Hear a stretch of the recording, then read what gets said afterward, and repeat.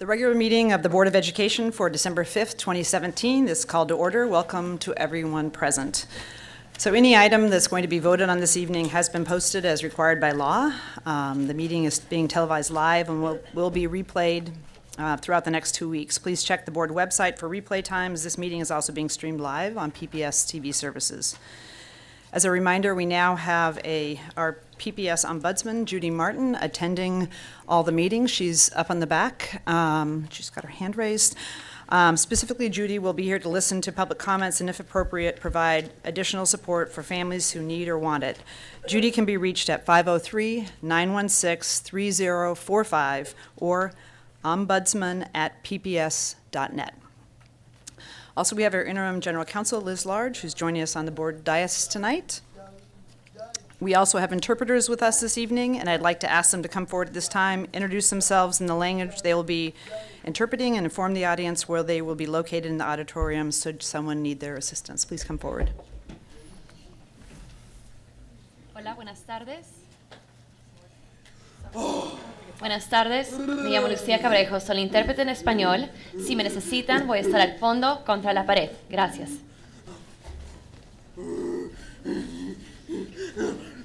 Kính chào quý vị, nếu quý vị cần thông dịch viên người Việt Nam, xin quý vị về phía sau của hội trường này sẽ có thông dịch viên người Việt Nam cho quý vị. Cảm ơn quý vị.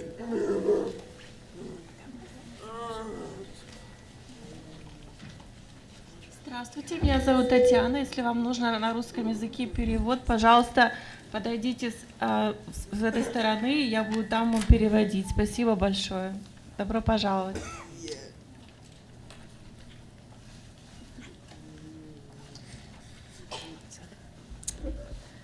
So I want to welcome all of the Pioneer community that's here with us this evening, and we look forward to hearing from you tonight, as well as from Superintendent Guerrero regarding proposals impacting the Pioneer program. I also want to thank all the community members who, over the last week, have taken the time to write to the board and to staff and to share your perspectives and concerns. It was really appreciated. We have a full agenda tonight. Our agenda for this evening will be as follows. We'll start with the superintendent report, followed by public and student comment, and then the rest of our agenda. Marysville and the mindfulness program that was on tonight's agenda has been moved to December 19th, which is our next school board meeting. Included tonight in our meeting will be updates on the ongoing work related to the opening of 2 middle schools and the superintendent's report relating to that. In executive session later this evening, we'll receive an update on the independent Whitehurst investigation. We'll also have a work session on the superintendent's goals and evaluation, as well as a discussion of the board's benchmark evaluation and plans for ongoing systemic improvements. As background for the issues that are before us tonight, for the past 10 years, students in the middle grades in North and Northeast Portland received an inequitable middle school experience. For a year, the district delayed. This new board and superintendent committed to moving ahead and opening 2 new middle schools so that in the fall of next year, more than 1,000 students will be able to attend a neighborhood middle school and receive a more equitable middle school learning experience. As we moved to open these two middle schools, it meant that there were changes and impacts on other programs and communities that are going to need to be worked through. And in advance of the superintendent's report, I'm going to be asking Vice Chair Julia Esparza Brown and the Chair of the Teaching and Learning Committee to serve as the board's unofficial liaison with the superintendent about the Pioneer program service delivery. So there's a primary point of contact from the board, between the board and the staff. It's the superintendent's role to lead in terms of daily operations and management of the schools and programs. The board does have an overarching role to ensure the alignment of PPS's works to board policies, federal and state law, and approval responsibilities for financial commitments, both capital and operational, above a certain threshold. So with that, I'm going to ask Superintendent Guerrero to share your report and an update for us. Good evening, Board of Directors. Good evening, everyone. There continue to be many wonderful activities and positive work happening by our students and our educators across the school district to highlight that are happening. But tonight, however, I'm going to focus my comments on recently shared plans that primarily impact the Pioneer school community. First, I'm going to provide a summary of the plan that has been shared for everyone's benefit, just to provide some context. Second, I'll provide some underlying beliefs and values about how we go about educating and supporting our special needs students. Third, I'll outline some decisions that have actually been made and still remain, and to ensure we're best prepared to meet the needs of Pioneer students in the 18-19 school year. The plan for Pioneer. Over the last week, there's been a lot of attention and questions about our proposal to reconfigure the Pioneer Special School. I recognize that this news comes on the heels of other actions that will reconfigure and change how we are delivering education to students with disabilities, to students throughout the East Side, and that kind of change is never easy. To recap, on October 24th, the board approved a resolution to move forward on 2 new comprehensive middle schools at Harriet Tubman and Roseway Heights, and define the feeder patterns for those schools. In establishing these 2 middle schools at these particular campuses meant that other programs would be affected and need to be situated elsewhere. In this same resolution, the board directed the superintendent to find a suitable and singular site for the Access Academy, because the program was forced to relocate to allow the opening of Rose City Park as a neighborhood elementary school. As such, staff has been conducting an assessment of all PPS buildings in the portfolio to identify one facility large enough to house Access Academy. Given that options are limited within the current school portfolio, the conclusion was that the best location for 350 students is at the Holiday Youngson Complex. This complex, however, is currently being used by approximately 123 students in the Pioneer program. From a facilities point of view, it is a 2-building campus. A good portion of the school has a non-traditional design, and it's built in an open pod manner. The decision was made internally to relocate the Access Academy to the Holiday Youngson Complex and to explore where Pioneer students might receive their services. Because we understand that preparing a school to open or a program to launch successfully requires sufficient time for planning, it was necessary to move forward with the initial facilities plan, especially given the number of sites that will be undergoing reconfigurations or relocations. During our facilities analysis, a smaller yet suitable site, the Applegate campus, was identified that could enroll the approximately 50 elementary-age Pioneer students in the fall of 2018. It has the sufficient classrooms and space to support both the learning and support needs of students. That leaves the older secondary-age Pioneer students needing to be situated. Currently, there are 44 middle school-age students and 24 high school-age students. That's approximately 68 students for whom we need a thoughtful solution.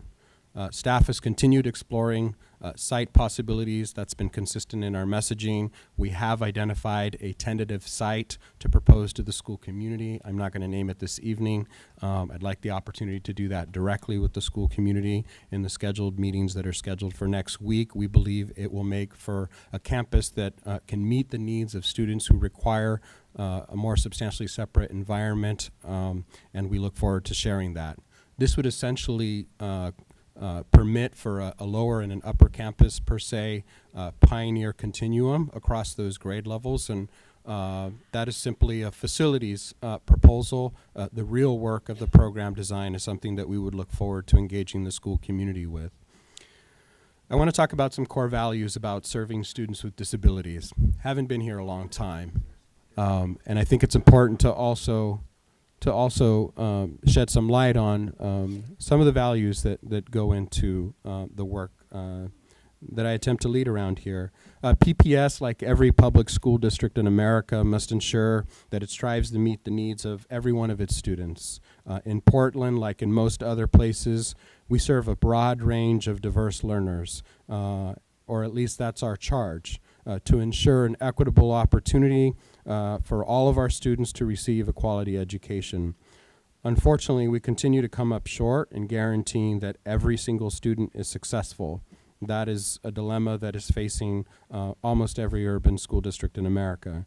For instance, that requires us to think about how we support the language development needs of a second language learner. We have to understand how to be more culturally responsive for our students of color. And we have to have a broad repertoire of strategies for effectively addressing the specific learning needs and differences of our students with IEPs. They are entitled, they have the right to a free and appropriate education in the least restrictive environment. Historically, PPS has been found to be disproportionately identifying students into particular special education categories and programming. The outcomes for our special education students is unacceptably low in many cases, and we must do better. From a programmatic point of view, Pioneer is currently a special school option. It segregates students in a more restrictive setting. It doesn't provide necessarily general education peers access. And I believe we need to work towards ensuring a full continuum of supports and services for students with special needs. Our intent is not to narrow this continuum, but to ensure that we continue to build our capacity all along the continuum at all of our schools. Our students with disabilities everywhere need our best thinking, and we have wonderful examples of that around the district, and we should continue to learn from some of those promising practices. There is an overall need to move in the direction of evidence-based practices in many of our programs. We must do what is most challenging. To listen respectfully to the public comment tonight, and I would ask that you allow the superintendent to share his thoughts and perspectives so that we can have a dialogue. Thank you. Yeah, we'll ask the AV team, just if we could wait a minute, let's ask the AV team to turn up the volume.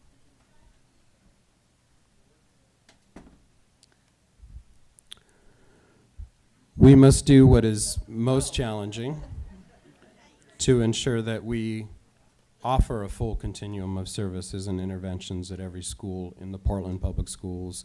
We won't do this in the course of one school year.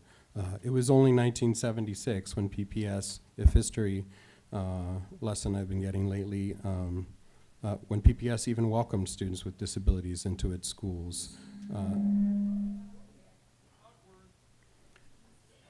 They have waited a long time, and we must proceed with all deliberate speed there.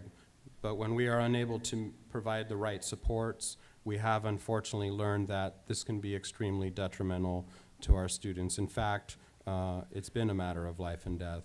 There is a very real need for PPS to define its guiding principles in this area and to evolve its special education service delivery model. And this will require us to work in partnership, families, educators, and administrators. Some next steps. As we work towards reconfiguring Pioneer student programming, our goal will be to provide Pioneer supports co-located not just on comprehensive school settings, and we do have Pioneer classrooms in a number of settings, to explore the feasibility of facilities where more intensive supports can be provided. I've named a lower and an upper campus as the intent for students who require that. And decisions about what level of support any student receives is best made by the student's parents or guardians and their IEP team. This proposal is more than just about the location of students, because facilities is just one part of the equation. It is important to be clear about how we will staff classrooms and work to ensure that all Pioneer students continue to receive and to enhance where appropriate the level of staffing and supports in order to give students the supported opportunities to help them achieve academically and experience social success. I understand that this plan raises many valid concerns and questions among both parents and staff, and whether it's most appropriate for a Pioneer student to attend a traditional school or to attend a more appropriate setting. The intent is that students will have all of those supports guaranteed and outlined in their IEPs. Pioneer K-5 students will be together at Applegate campus, which has the space and classroom configuration that meets the needs of the students. It'll be afforded all of the current high levels of staffing. For the secondary students, we look forward to sharing a second facility that can similarly provide and house those supports and interventions as well. Moving forward, our commitment is to actively listen to the community's concerns and questions. Thank you everyone who has written messages. We fully expect to hear more thoughts, concerns, reactions, and questions about this plan, including tonight. We are listening. This past week, several board members, myself, and other senior staff attended a meeting at MLC with a number of special education parents where we had an opportunity to share a little bit more of our thinking, but more importantly, to hear directly from some Pioneer staff and family members. This next Tuesday, I look forward to meeting with the staff, and on Wednesday the 13th, with the community, I and senior staff will be present to meet with the Pioneer School community and are hoping to confirm additional time along the way. We hope to have many more details to share at that time, especially those that offer a possible response to many of the specific questions that are being raised. I am committed also to establishing a Pioneer Advisory Board to coordinate, lend input, and ensure a positive implementation. In closing, next week is Inclusive Schools Week in schools and districts across the country. I challenge us to try and suspend disbelief that we can do better, that we can tackle areas that need improvement so that we can better ensure safe and supportive schools everywhere, while we move towards strengthening and enhancing our special education services, whether those services are delivered in a general education classroom, a learning center, a self-contained class, or in a substantially separate setting. Before engaging in these programmatic questions that focus on how we improve our capacity to more effectively serve diverse learners, we needed to make some critical facilities decisions in order to plan forward. There are real constraints involved when forced to make these decisions. There are no perfect solutions, but I acknowledge the misstep in transparently including the broader community and understanding the difficult choices in this situation. We're committed to serving all of our students, especially our most vulnerable. As we are now proactively doing with other school communities, we're committed to working hand in hand to look at, get input, and maintain a regular two-way communication loop as we look at the programmatic design questions, staffing models, and other components to provide the best possible range of supports and interventions to make available for our students and educators. I want to recognize that system transformation is difficult and complex work.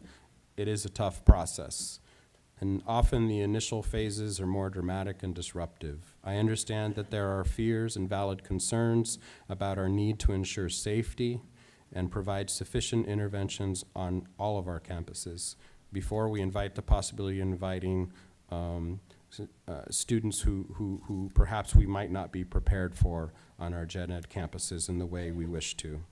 And I'm committed to more robustly supporting those efforts.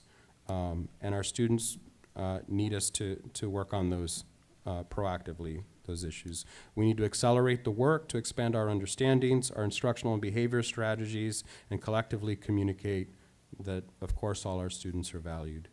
With the best of intentions, I'm committed to moving PPS forward. Being new to the context here, it may seem like 2 steps forward, 1 step back right now, but I'm committed to involving educators and community stakeholders in co-constructing a district-wide vision for serving our students. In the middle of this, there are core beliefs I hold for serving our most vulnerable students that I won't compromise, but I will demonstrate greater sensitivity and collaboration as I and a slowly growing new team proceed in initiating change in our school system so that we can take on these challenges hand in hand from the beginning. Yesterday, during our mediation session with PAT, I took many notes regarding the history and chronology in PPS that were shared by teacher leaders, which certainly helps to explain why the level of distrust and doubtful confidence in our ability to follow through. I took to heart both the stories that were shared and the stern reminder that we will only be successful for our students by working together, and I appreciate that reminder. Thank you for listening. It's my turn to do the same. Thank you, Superintendent Guerrero, for sharing both new and additional information. And as you noted, there'll be a meeting next week where there'll be an opportunity for you to share probably the next evolution of your thinking, and also to hear from all of the impacted families and staff members. So thank you. So now we're going to shift to student and public comment. Before we begin the public comment period, I'd like to review our guidelines. The board thanks the community for taking the time to attend this meeting and providing comments. We value public input as it informs our work, and we look forward to hearing your thoughts, reflections, and concerns. Our responsibility as a board is to actively listen with our electronic devices turned off. As a quick reminder in the audience, it looks like everybody's complying. The sign should not be held in a way that obstructs others from viewing the meeting. Board members and the superintendent will not respond to questions or comments during public comment, but our board office will follow up on board-related issues raised during public testimony. Guidelines for public input emphasize respect and consideration of others. Complaints about individual employees should be directed to the superintendent's office as a personnel matter. Presenters will have a total of 3 minutes to share your comments. Please begin by stating your name and spelling your last name for the record. During the first 2 minutes of your testimony, a green light will appear. When you have 1 minute remaining, a yellow light will go on, and when a red light goes on, if you could just finish your last sentence and thought and wrap up, that would be appreciated. And before we start the public comment, I want to thank, I want to thank some individuals that after the last meeting, the 6 public comment slots filled up on a variety of issues, and when we received follow-up over the last week of people asking from the Pioneer program, asking to have an opportunity to address the board meeting, that the several individuals who had asked for an opportunity to address the board deferred their public comments until the next board meeting so that the Pioneer community would have an opportunity to participate in tonight's public comment, in addition to, I know, an opportunity for probably a full and robust conversation next week. So thank you to those community members, and we look forward to hearing you on the 19th. So with that, I'd like to ask Ms. Hewson to call the first 2 members of the community to speak. That would be Atticus Wysong Crane and Chris Marquardt.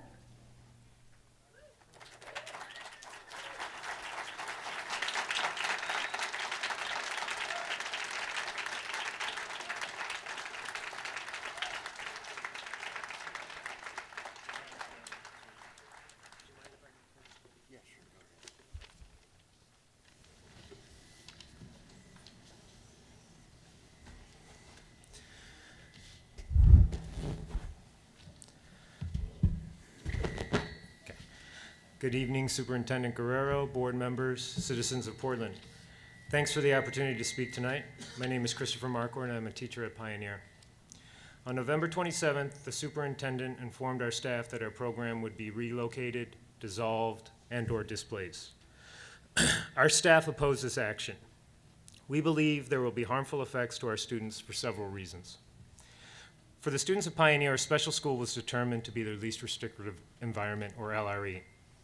The words restrictive and least run into a dilemma when what is typically considered less restrictive, the general education setting, proves to be actually more restrictive for a student with severe behaviors. LRE is predominantly impacted by our students' inability to maintain safety for themselves, which in turn impacts the safety of staff and students around them. Most of our students come to our setting with emotional trauma, which can present as severe external or internal behaviors. In these moments, our students are extremely vulnerable. When they are treated, viewed, witnessed insensitively by other staff or peers, this leads to re-traumatization. This can have a vicarious effect on the observer as well. Pioneer Special School provides a necessary level of supports for our present student population. Many of our students are disenfranchised by living in poverty, sexual, physical, or psychological abuse, self-harm, emotional disturbances, mental health challenges, suicide, attempts, ideation, and the act itself, lack of safe community, being in foster care, being homeless, or lack of stable home environment, and increased access to substance or substance abuse, the dangers of running away, dysfunctional family systems, the stigma of failed educational and social successes, an inability to maintain healthy relationships and engage in peer friendships. The staff at Pioneer have created an environment that acts as a balm to soothe the emotional wounds created by the above. Our school acts as a surrogate family for many of our students, offering safety, stability, reliability, predictability, consistency, and respect. Some of the ways we support our students are monthly school-wide award assemblies, yearly activities like Thanksgiving feasts, back-to-school carnival and barbecue, art night, talent night, field day, and our school graduation ceremony. These traditions provide a focused celebration of our students and their skills. Our setting provides spaces for our kids to de-escalate in private when needed, to be restrained until they demonstrate a safe body without judgment, to have access to sensory spaces and access to confidential spaces to discuss mental health concerns. Solving a vexing inequity dilemma by creating another vexing inequity dilemma is short-sighted, to say the least.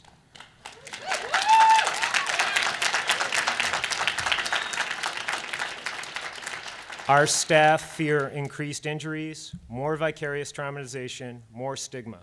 The staff at Pioneer aim to honor the decisions made by IEP teams regarding placement and support. We, the staff of Pioneer, propose a respectful and collaborative discussion with Access and PPS, the board, the superintendent, to co-construct a new and/or different model that's beneficial to our entire community. Thank you.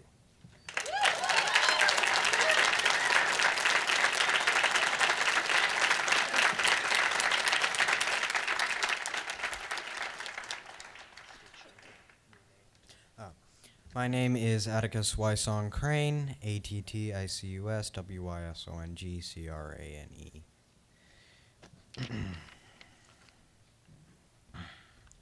Dear Superintendent Guadalupe Guerrero, I am writing to inform you of my strong opposition to your recent decisions regarding the Pioneer program. It's my understanding that you have recently decided to break up the Pioneer school program, separating us into separate schools. I must inform you, sir, your decision is a terrible mistake and is regarded as such by almost every student, teacher, and support staff member at our school. The Pioneer program is an absolute necessity for many young students. What we learn here is essential and cannot be provided anywhere else. Furthermore, the middle schoolers, who will be most affected by this change, are in need of this program more than any else. They develop skills they can't get anywhere else, and they create a routine here which will serve them the rest of their life. This decision also comes off not as an endeavor to improve student education as you claim, but as an attempt to oust children with special needs out of a school they need to succeed academically in favor of the most privileged and those who are already academically successful.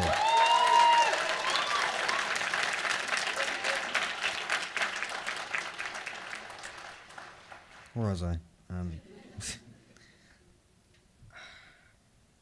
I can't see. This is. Yeah.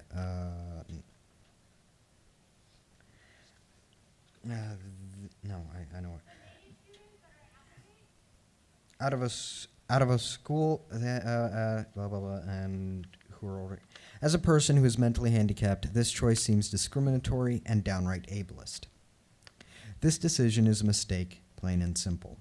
Please, sir, as someone who has attended Pioneer for many years, I have benefited from the wonderful staff and culture of safety provided here. I have, however, suffered outside its walls, and from that experience can confirm this course of action will end badly, without any question or doubt. Moving the middle school students to mainstream will result in utter catastrophe. There is a reason the kids are placed in the program. We cannot handle the large classrooms. We will be unable to perform tasks that may seem simple to other students, and we will not have access to the resources that I have already explained to you. In your apology to the families, you said there was a vexing inequity problem. But did you ever consider that your plan would exacerbate an already severe problem of discrimination towards the disabled and mentally handicapped? You've also said that you're doing this at the request of concerned parents. However, the blatant disregard of the mentally disabled has led me to believe that you have not convened with the parents of the students you are displacing. I urge you to correct this mistake at once. If you speak with the Pioneer parents, you may come to realize that this plan is not the best for everyone as you believe. I beg you to abandon this plan Go if ahead, you finish care your whole for all the statement. students of PPS. You will not go through with this. I hope I have been clear and concise with my point. I fear I have not been able to convey everything I'd hoped to with this letter. I would be more than willing to respond. If you would like to respond, I would be more than willing to discuss this further. Atticus Wysong Crane, 12th grade, email listed below.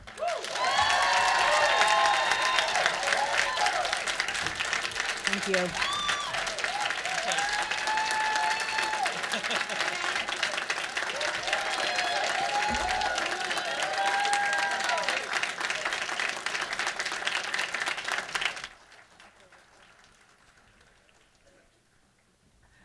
Next, we have Rebecca Dake and Patrick Stupfel.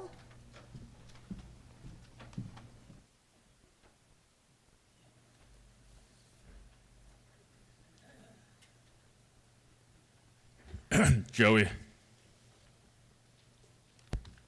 Good evening, folks. I will have her start off with the comments, but I also have a guest that will be joining me for my testimony, a co-testimony, if that's all right with you guys. It's actually not allowed. I mean, Really? Our protocols of whoever signs up, you're signing up to Well, I speak. didn't sign up, but I've been invited, so how did that happen? Pardon? I didn't sign up, but I've been invited, so how did that happen? That's a lie. Anyways, I would just like somebody to come up. It's no big deal. It won't cause too much trouble, right? It'll be quick. The longer we talk here doing this, We would the ask good. that you respect the rules of public comment because other people don't have an opportunity if you're using the Well, I know, time. I understand that. Okay. Why don't you go ahead with your comments? Yeah, I'll and- have you start off. Go Okay, for it. all right, sounds great. Rebecca Dake, last name spelled D-A-K-E. Good evening, Board of Directors. I am here, in short, to propose a middle school independent study program. I know this might seem like a small problem given the big problems of a lot of the people behind me, but I feel it's important that I address it. This idea for an independent study program is to help address the lack of challenging academic rigor across the Portland Public School middle schools. I'm here on behalf of the average student. While I could spend my entire 3 minutes talking about what I mean by a lack of academic rigor, instead I would like to refer you to last month's meeting with the 8th grade student talking about her experience at her middle school. Her experience is not unique. It's not.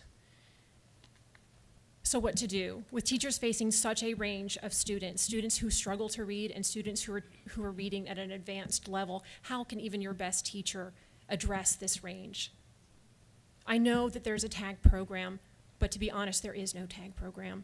At least not at Alameda, not at Beaumont. It doesn't exist. It just doesn't. So imagine an independent study program. You've got it in high school. Could it possibly exist in middle school? Can we try? I'm here to provide a possible solution. We've implemented an independent study program for my daughter out of desperation because her education has completely stagnated. That's not acceptable. So let's find a solution. I'm hoping to work with the district on this. But imagine an independent study program where we use online resources. If it's good enough for MIT and Harvard, it's good enough for the Portland Public School District. Amen to that. There are resources out there. You have a lot of problems to solve, and you need to do it efficiently and cost effectively. You need to do more with less. So how can you do that? Perhaps an independent study program using online resources is a possible solution. Imagine an independent study teacher at each middle school, right? They don't spend time lecturing. Instead, they spend time assessing writing programs, right? Students submit their writing. They get assessed online. Perhaps a teacher can do hundreds of students with this assessment because they're not teaching. They're not in the classroom lecturing. Instead, that's being done online.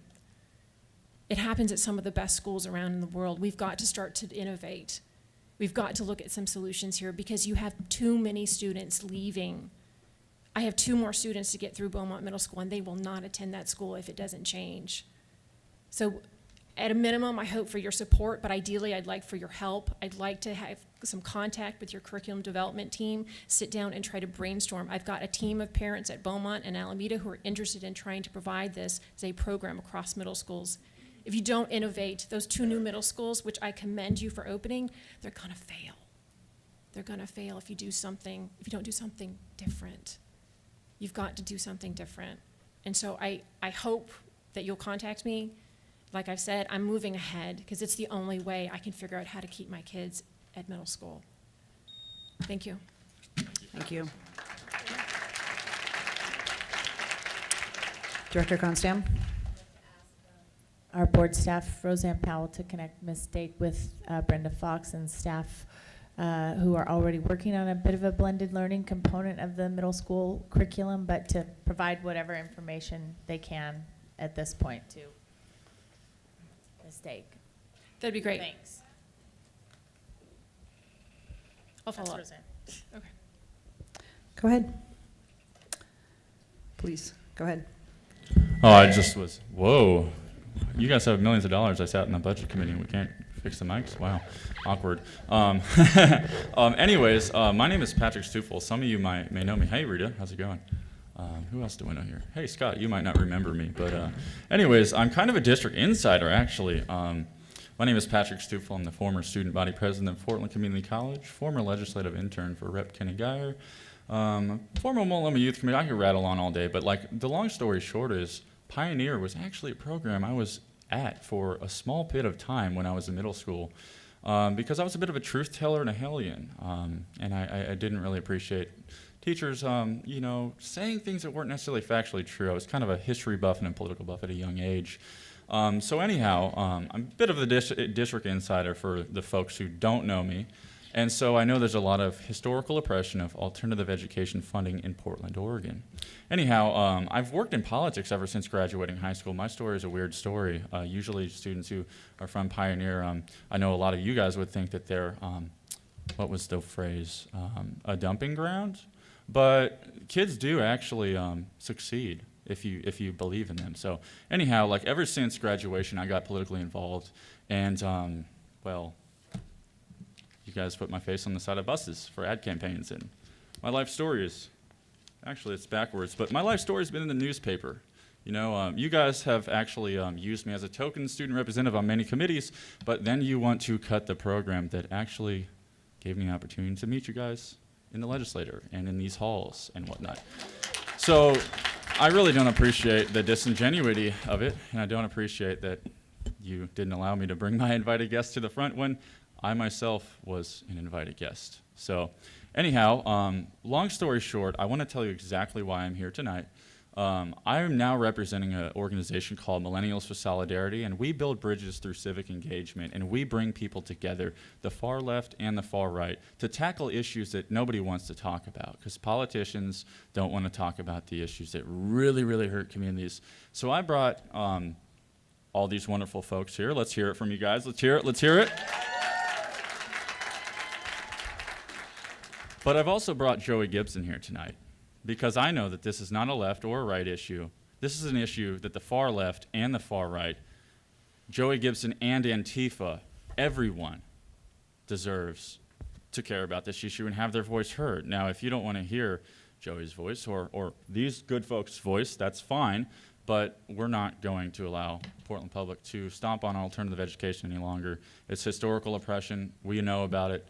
And yeah, it's got to stop. And last but not least, I want to make a point. Let me ask a question to the new superintendent, because I was fairly close with Carol. So your time's up. I understand. Can you wrap up? But I And have you a can question. also. I have a question. Can you respect that? I'm respecting you. You can state your question, but he's not going to answer That's it. okay. because- That's fine. But Go ahead and state your question. I absolutely respect your time, so respect mine, please. I understand that you're probably progressive, and I assume we're all pretty progressive here in Portland. And I just don't understand how everyone's attacking Betsy. Like, I'm not a pro-Trump person or anything necessarily, but like, I don't understand how people are attacking Betsy DeVos for possibly. You need to state your excuse me. question, I'm getting there, ma'am. But I don't understand how people are attacking DeVos for targeting people who are the most vulnerable when actually the most progressive superintendent in the nation is the one who's actually attacking the most vulnerable. So maybe we got to have the Department of Ed come in and have a bipartisan conversation of what the solution looks like, because I know there's not enough Okay. sped You know, funding. Your so time is up. that's Thank all I you had for to say. coming tonight. Thank you. That's all I had. Thank you.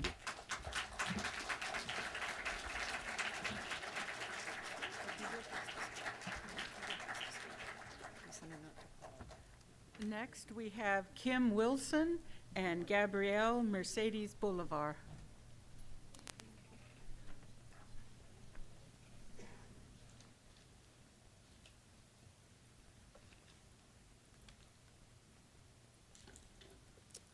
Who is the second individual? Is Kim Wilson here?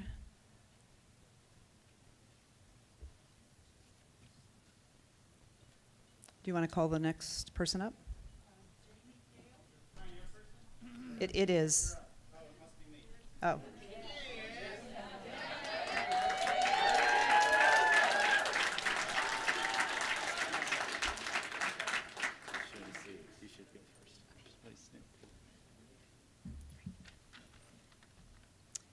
My name is Gabrielle Mercedes Bolivar. Good evening, Superintendent, PPS Board of Education, and Student Rep.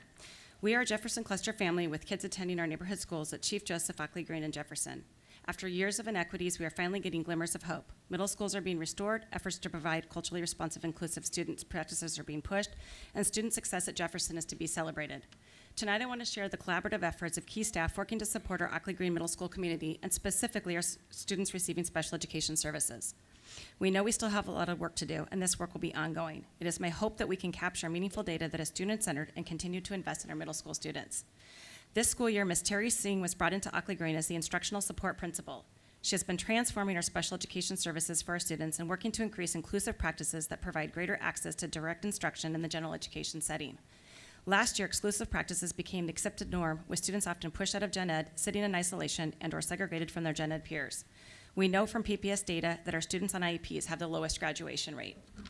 Terry Singh, together with our 8th grade special education teacher, Ms. Brenda Sheridan, have been working to identify high-risk 8th grade students that are failing at least 2 core subjects. Ms. Singh and Ms. Sheridan created a Saturday school and called to invite each student personally, including my own. For each student identified, they worked with each core teacher to create an academic folder for each student and a list of work to be completed to reach grade level. Ms. Singh is scheduling 1 Saturday school a month through the rest of this school year for identified 8th graders to provide opportunities for individualized direct instruction, to assist students in reaching grade level in core subjects, and to help prepare students for transition into high school. It truly takes a village. This year, Ockley Green has a new addition to our custodial staff, Marvin Francisco. Marvin is a critical addition to our community after sitting with our students when they are escalated and need trusted adult support. Marvin is fluently bilingual and came to Saturday school to support our students. He seamlessly worked to support our Spanish speakers in science, math, and language arts. This is how you start to create an inclusive and welcoming community where every student belongs and is supported to reach their full academic potential. As a community, we asked for culturally relevant multi-tier systems of support for all students in our middle school as an evidence-based best practice model. We know we have work to do, but these glimmers of hope that are student-centered and the staff supporting them should be recognized. I appreciate Ms. Singh, Ms. Sheridan, and Mr. Francisco for their effort to center our students, their social, emotional, and academic needs. Lastly, I would like to thank Ms. Brenda Fox and Ms. Kathleen Elwood from the PPS Middle School Planning Committee. Our community had been asking for this past year for a listening session to address the challenges we experienced with our middle school implementation. As part of their assessment, Ms. Fox and Ms. Elwood had listening sessions during parent-teacher conferences to capture voices from our staff, parent, caregiver, and student communities. Our site council has shared our work with them, and we are looking forward to a copy of their assessment in hopes that this is the beginning of an open and transparent engagement to collaborate in the success of Ockley Green and all middle schools. We also look forward to the hiring of our permanent principal soon. Thank you. Thank you.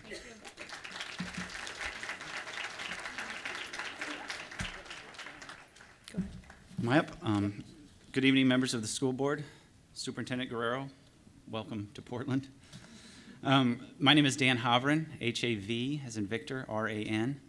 I am the primary instructor of nonviolent physical crisis intervention for PPS. I see some familiar faces out there. How's work? How's work?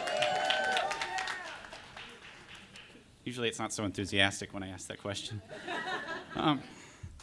In addition to being the instructor, I am also a lead therapeutic intervention coach for the Pioneer program. I have worked within that program since before it began, when it was just a lone classroom in a mostly empty building, and administrative support was a flip phone located in the secretary's pocket.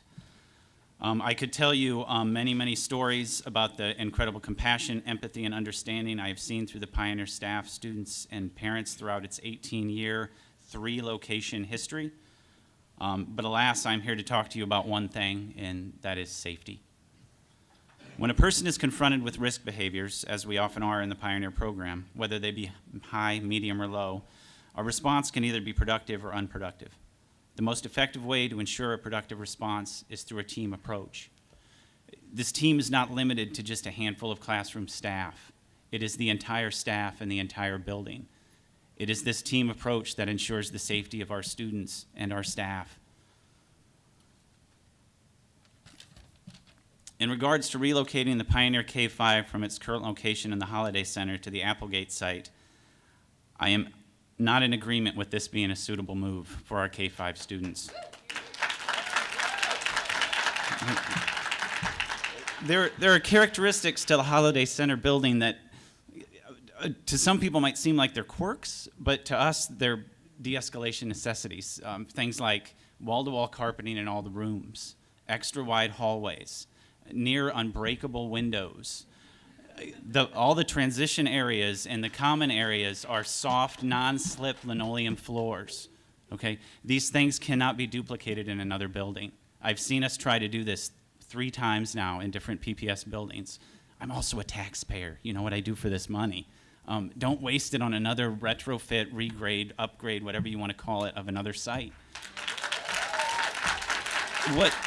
What we have now works, okay? Access students, they don't need these therapeutic components to their environment that we see as so essential to do the job you have charged us to do, okay? This is a takeaway. This is a compromise on student and staff safety, okay? It's not just a relocation.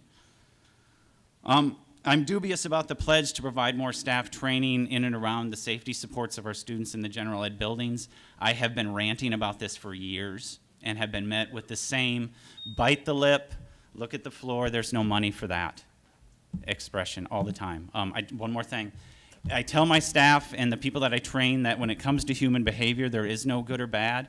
Okay, looking at it that way makes a long day longer. There's right or wrong. This decision is wrong to dismantle the Pioneer program. I have to say that. Thank you for your time, Superintendent Guerrero. Thank you.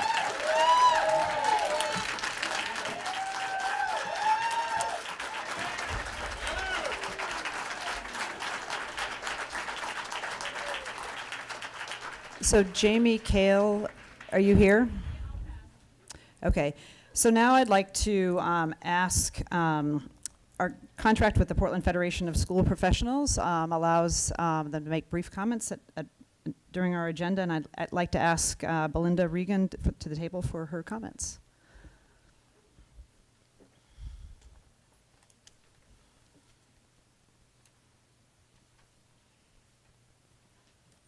Good evening, Superintendent Guerrero and school board members. As you just heard, my name is Belinda Regan. I am the president of the Portland Federation of School Professionals. We represent the 1,400 classified workers in the school district who are hands-on with the students, and particularly those at the Pioneer site. So I wrote a little speech, and as I sit here tonight, I decided I wasn't going to read it to you because I have so many other thoughts that have rushed through my mind as I've listened to the superintendent speak, as I admired Atticus and Dan Havron, one of our members, and have spoken with the parents out in the turnaround who were very loudly protesting. When we met with the Pioneer staff last Thursday evening, we were so disheartened to hear their stories because we are aware of what happens at Pioneer and to understand how very disturbing much of this has been for them. We realize that this has been a process as we looked at different placements for access, moving schools, sending them to different locations and dividing them up. And because their protests were loud and strong, the board seemed and the superintendent seemed to retract those choices to separate the students at access and move them into a single site, which I agree with. I think they should remain together. But I think that the words that we heard from the Pioneer staff were very clear in how they feel as being made second class, or their students and themselves being made to feel as if they're second class.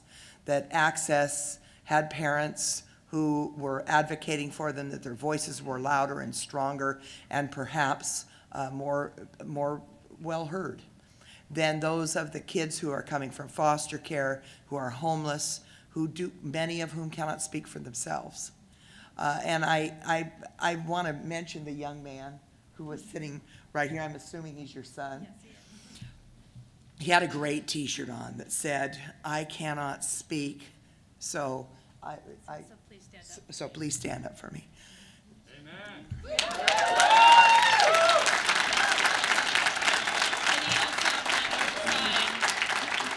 Perfect. So I simply am saying this because I think that there is definitely a feeling amongst this population behind me, particularly those in red, that Pioneer should not be treated differently than Access. They may be at different ends of what you would consider the learning spectrum, but in reality, they are all individuals who need to flourish. And if you divide up this group, I don't believe that they will. I have to say that Atticus was a perfect example of a 12th grader that I would want my child, if my children were not adults, to look up to as a K through 5th grader. So to move those K through 5th graders into a separate location and have the expectation that they will know what behavior to model when there is no behavior to model for them in that site. I think we need to be aware that there are wonderful results coming out of Pioneer. We need to honor those results. We need to give everybody the same opportunity that we give the Access children. I don't believe that we are doing so by dividing this group of students, small as it is, into 3 separate locations.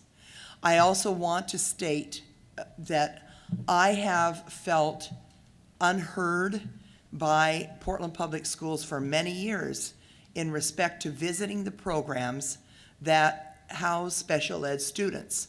We have requested at our level year after year that instead of having somebody from the school board go out and visit and sit with the principal during the day, or bringing community members in to be principal for a day, go out and stand in the shoes of these people. Not for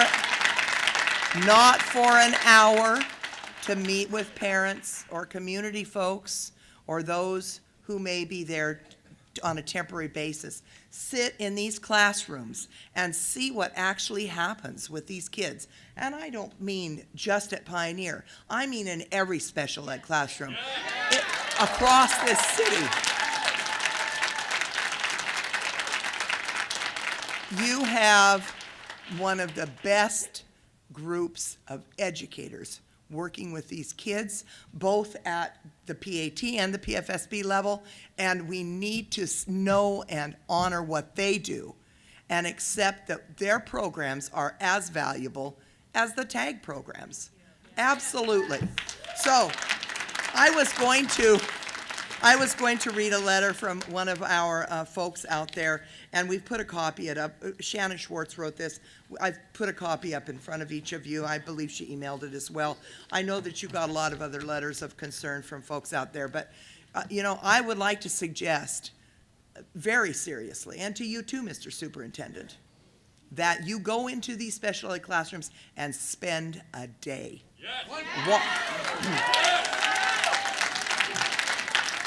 Not just at Pioneer, but at Atkinson School, where they have 9 kids on seizure protocol every single day that paraeducators have to serve physically and emotionally. We have people who love doing this. Help them love it more by letting them stay with their cohort, letting the students stay together, and enjoy the learning possibilities that are there for all of them. Thank you.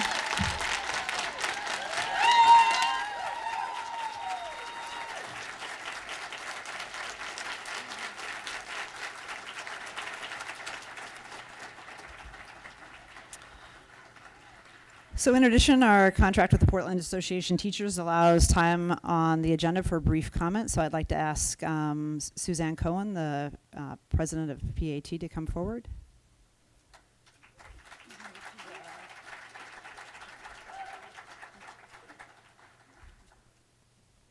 Good evening.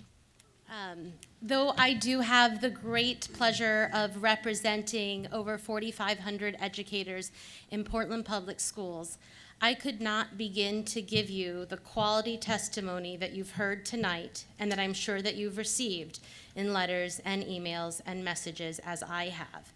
And the reason I can't speak like they spoke It's because I am not a student at Pioneer. I am not a community member from Pioneer, nor am I an educator at Pioneer. But I can tell you what I did do. I went out there and I met with the staff as soon as this was announced, and I heard directly from them about their concerns and their needs and their program. And that is the first misstep that has been made. When decisions get made behind closed doors without input from those who know best, then that decision is not going to be successful.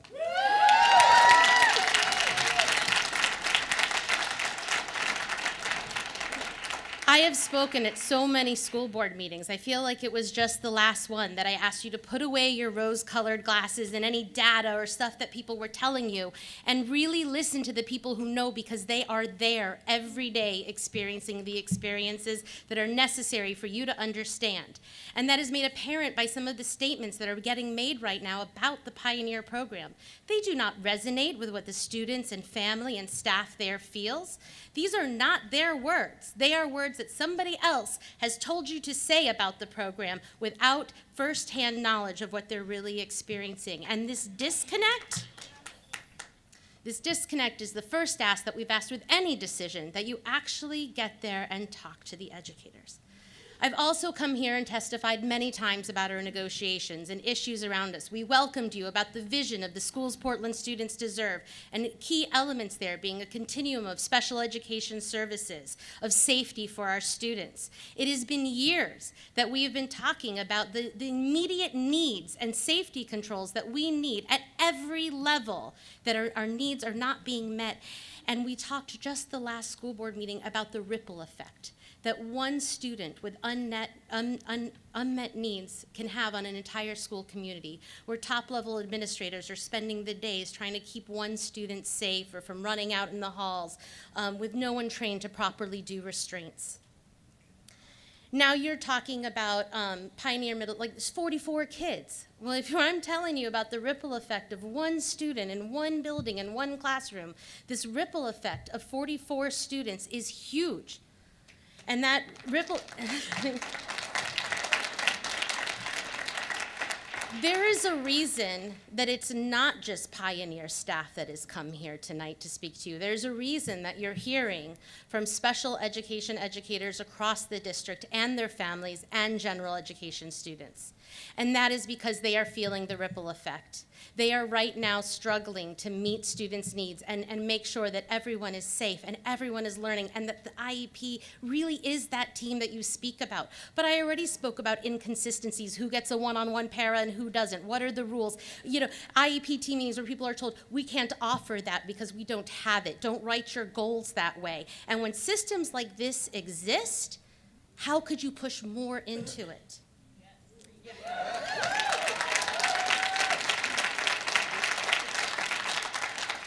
I do not want to pretend to have the level of expertise or knowledge that our superintendent has around best practices. But there is something that we in this room do have knowledge around, and that's our students and that's our schools, because we have been here over and over again, living through this, through all the changes and all the different staff. We've been the consistency. Prior to Guadalupe's arrival, I talked about a three-legged stool where every leg has been broken except your educators, who are there supporting and keeping our schools running, and yet you would move forward without consulting with those who know best. Yeah.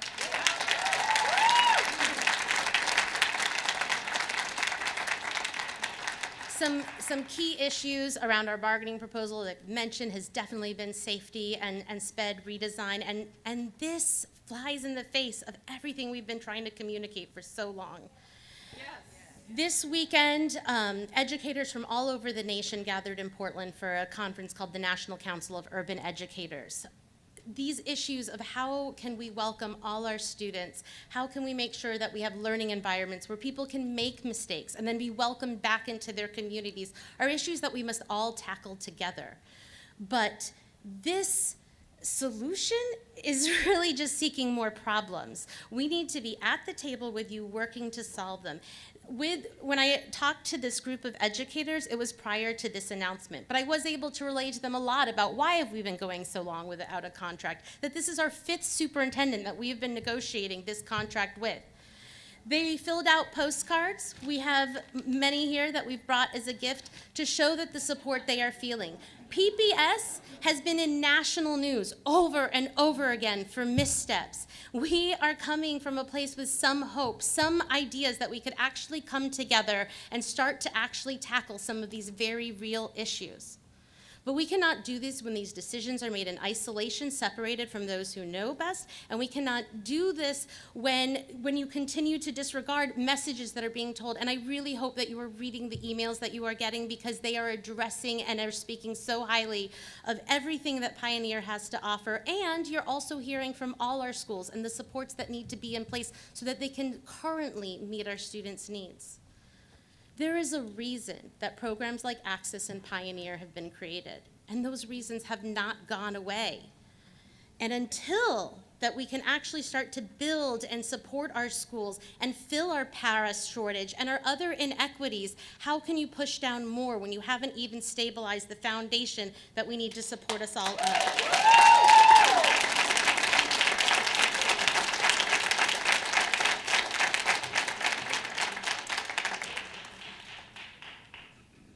We brought you these postcards as a gift to let you know that there are educators, not just in this room, not just throughout this district, but throughout the nation, that want to help and support Portland Public Schools and help us all move forward and rebuild. But if things like this keep happening without us, you're going to keep being met with resistance and opposition, because we will not have decisions made about our work and about our professionalism and about the things that we experience every day that we care most about without us there. So you can do this without us and you'll be met with resistance, or you can invite us, we can do this together, and we can start to come up with real solutions that meet everyone's needs. Thank you so much.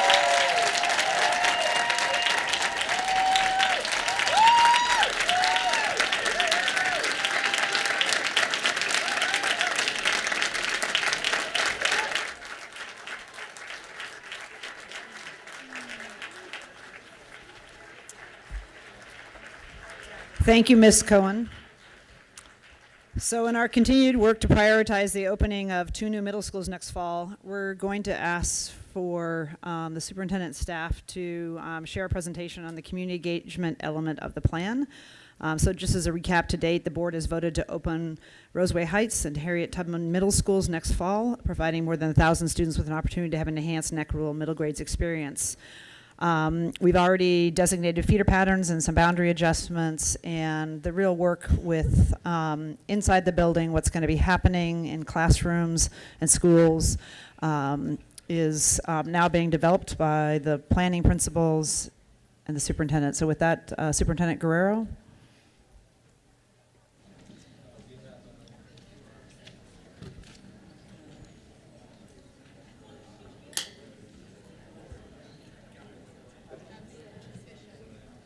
I don't know. Is it on? Now it is. Harry, staff director for strategic operations and outreach, joined by Natasha Butler, planning principal for Harriet Tubman Middle School. Happy to report out today on some of our activity and community engagement. Yeah, thanks. Board and superintendent Moses. So, as you mentioned, until recently, almost all of our community engagement for the past couple months has been focused on the feeder patterns and boundaries. You know what, Mr. Estev, we're going to just take a moment to allow, because I know we want to hear what the plans are. We're going to allow just if people want to leave at this point. So we'll just stand down for a minute or so, Sure. So that we can hear the presentation.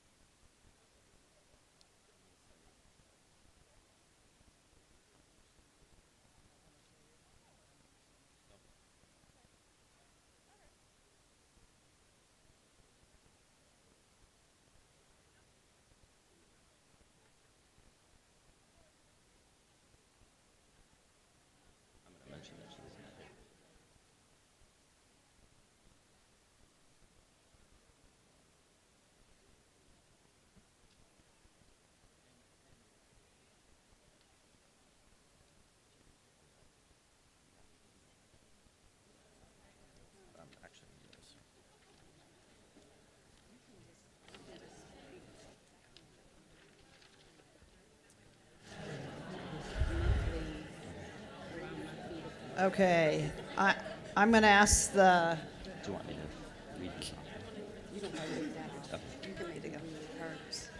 okay, Mr. Estev, we're going to ask you to speak loudly. All right. Thank you. Thank you. As you might have mentioned, until recently, almost all the community engagement that we've been doing for the past couple months on these two middle schools has been centered on the feeder patterns and the boundary changes and so forth. And now that's been decided, we're entering a new stage with Harriet Tubman and Roseway Heights, where we're zeroing in on the individual schools and the students and the families who will become part of their communities. So we're able to now really discern, who to engage, how to engage, and just be more targeted in that. And the purpose, of course, is to get buy-in, to get families excited about the new schools, and to help ensure a smooth transition out of the K-8 model and into a K-5 and middle school model. Planning principals Natasha Butler and Kathleen Elwood have been busy scheduling meetings to engage the school community on how to come together as a united community, determine the vision for the schools, discuss staffing, and other issues. So initial engagement sessions have already occurred that were these introductory sessions that allowed community members to talk about how they want to go forward in the remainder of these sessions that we have, rather than us just doing a top-down, this is what we're going to do. And Natasha and Kathleen have been working on that. Kathleen, in fact, couldn't be here because she's attending an engagement event tonight at Vestal, so that's ongoing. But Natasha is here, and she can talk to you in more detail about her and her colleagues' plans to engage families as we move forward with opening these schools next year. Antonia Lopez is here as well, and can answer any questions that you might have, as can I and Natasha. And a side note before I turn this over to Natasha's, the schedules of these community engagements are now posted online on the middle school's page, and so you can see each one that we have scheduled for the time being that go well into the spring. So Natasha, do you want to give some more details about what you've been working on? Yes, good evening. Natasha Butler, Planning Principal Harriet Tubman. Community engagement meetings are being held monthly at one of our feeder programs, which include Dr. Martin Luther King Jr. School, Sabin, Boyce Elliott Humboldt, and Irvington.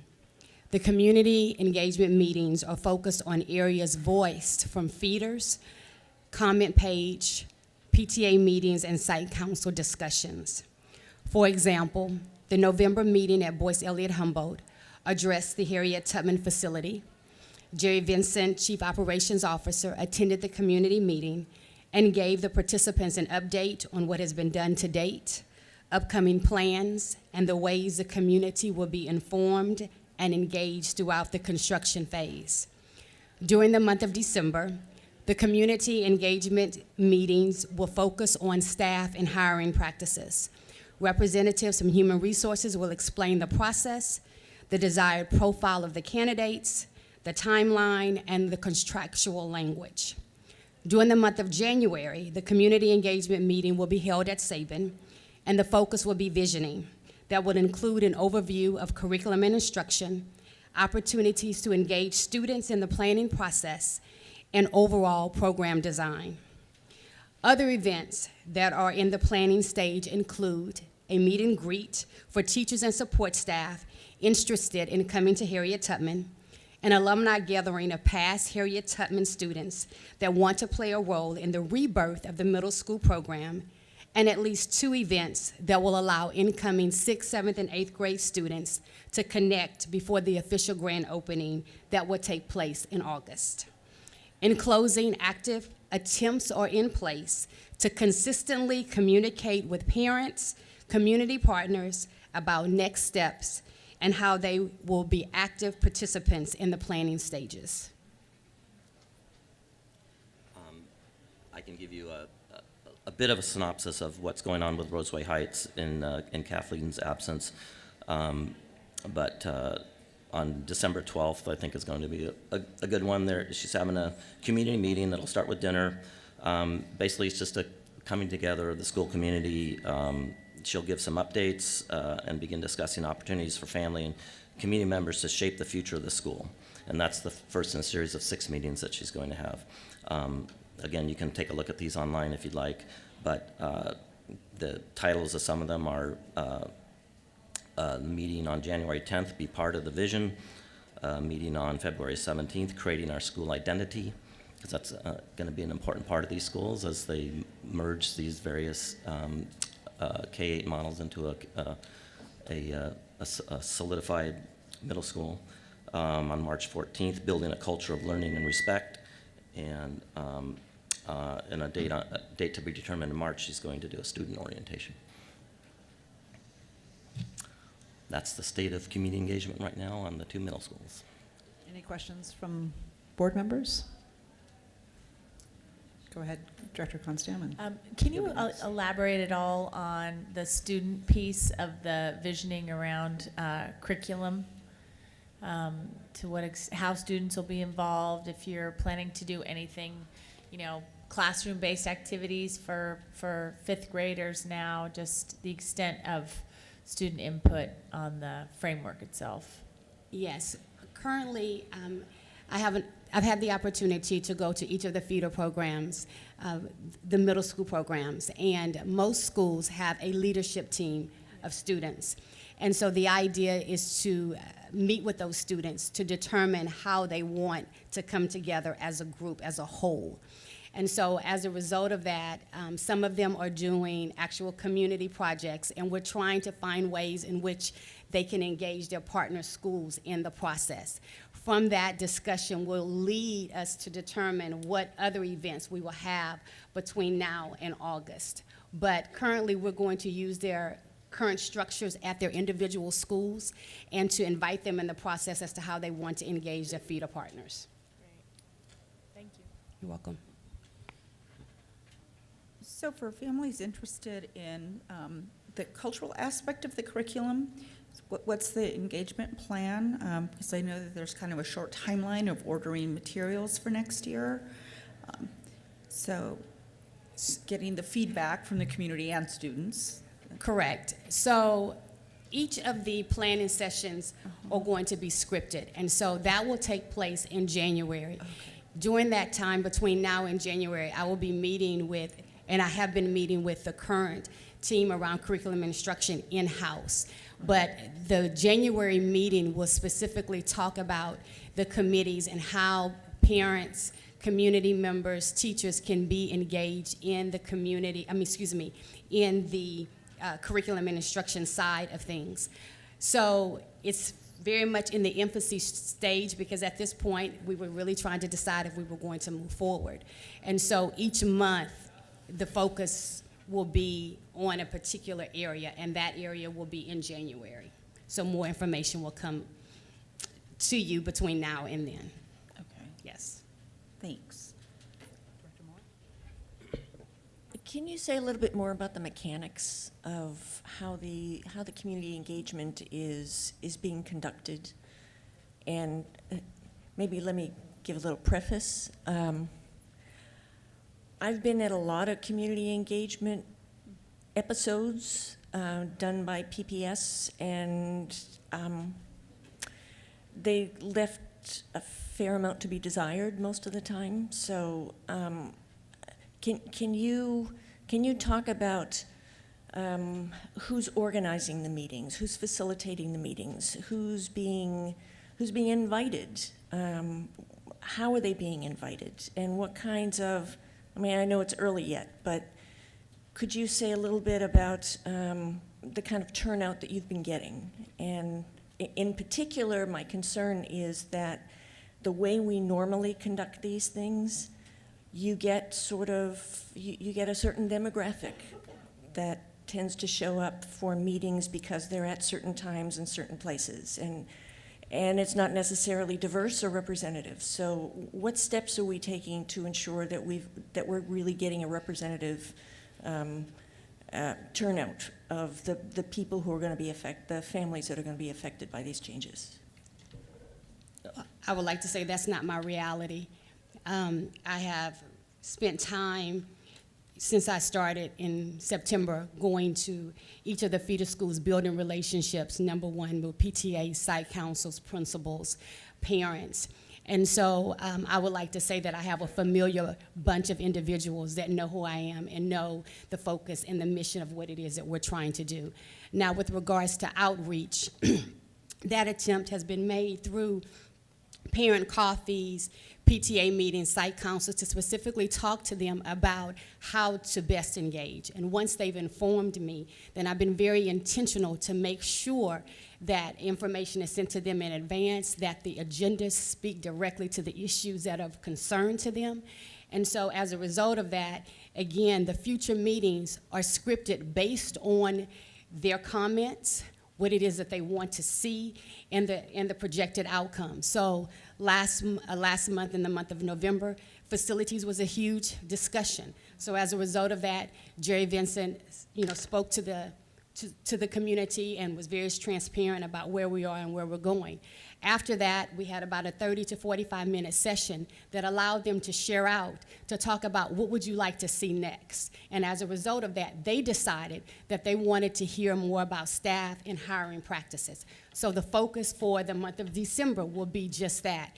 As a result of that, I've tried to cut the middleman, not have me translate the information, but have actual individuals that can speak specifically about the various needs about hiring and practices. As a result of that, human resources will be the individuals present. They will talk about the contractual language, they will ask them questions, they will receive feedback, they will provide questionnaire and surveys so that we can be very intentional about the work going forward. That is the plan for every meeting. That number one, we hear the voices, we take note of the comments from the comment page. We keep them up to date on by means of the website. That I am physically on site, that I'm at every single one of their site council PTA meetings ongoing so that I can specifically hear the individual needs of every school, which may vary, but making sure that we acknowledge their concerns and that we don't minimize them at any cost. Just to elaborate a little bit, the planning principals, Natasha and Kathleen, are driving these. They're facilitating. They're the ones that are driving this. SIPA is providing whatever logistical support we can in terms of making sure that the rooms are set, the invitations go out correctly, and there's food there, there's childcare, there's interpreters, and so forth. But it's the planning principals that are setting the agenda and facilitating these meetings. How's the turnout been thus far? Above my projections every time. So on average, the last night, I think we were at about 70. So 60 to 70 per session. Great. And I anticipate more the next. Cool. That's great. I have a bit of a random question. Are you seeing parents show up whose children are not enrolled in the feeder schools now, but who are excited about this opportunity to be a part of the new middle schools? I don't have a direct answer for that, but what I will tell you is that some of my participants, a great percentage of my participants, do not have students that are in the middle school, but that are in, say, grades 3rd and 4th, 2nd and 3rd, because they want to see the vision, because they want to get their children prepped for the next step. So they have also served as great advocates in the work to help encourage those middle school parents who may be a little reluctant. So I would like to say that I have just a range of parents from kindergarten all the way through 8th grade that are active participants in the work. I have a question about the students and sort of creating a sort of a team or a culture across the student bodies. So for the 5th graders,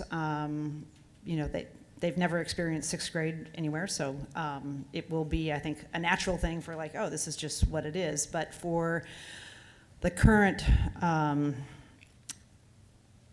6th and 7th graders at the schools, they will be sort of joining a new community. And as somebody who, my senior year in high school, I was part of a consolidated school. I think Mr. Buell was maybe part of that, where we had 2 high school communities consolidated. And it was really important, so it wasn't like this is the one group of students and then here's the students from the other schools, but really combining and creating a sort of a common culture and a common sense of values and sort of part of the new identity. Maybe could you talk a little bit about what you're thinking in terms of bringing students together this year in anticipation for next fall? My hope in a perfect situation would be that would have already happened. So as a result, I am really trying to find an accelerated way to do that and to do it more often. I would like to have at least 2 events before March that will allow students to have an opportunity together. Logistically, how will that happen?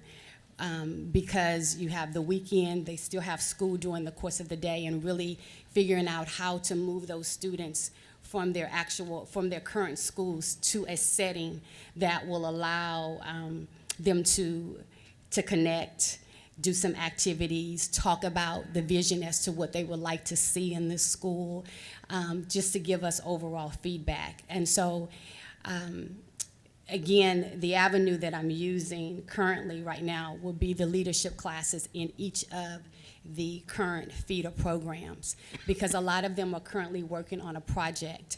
So I've been invited, for example, to come to their student union groups to hear some of their requests. They've asked for things such as a turf field.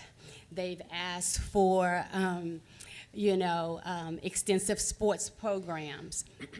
They've asked for an opportunity for, school dances certain times of the year, things of that nature that an average middle school would ask. So currently, what I'm trying to decide on are the exact dates, but in fact, they will have at least 2 to 3 opportunities before the end of the school year to come together.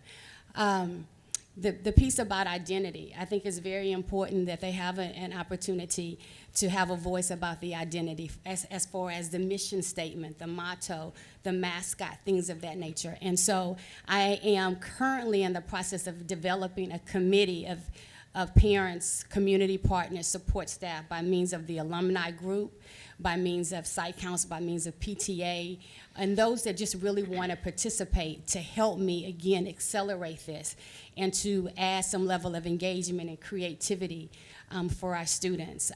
We have to change the narrative because we have to get our students excited. And so it's really a big push that the first event is really about serving them and welcoming them and letting them know that we really want you to set the stage to make Harriet Tubman great. I hope to give you more specifics as to what that will look like at the next meeting, but I just want you to know that it's currently in place and moving.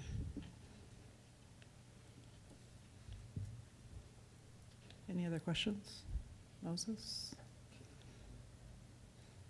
It's exciting. Thank you.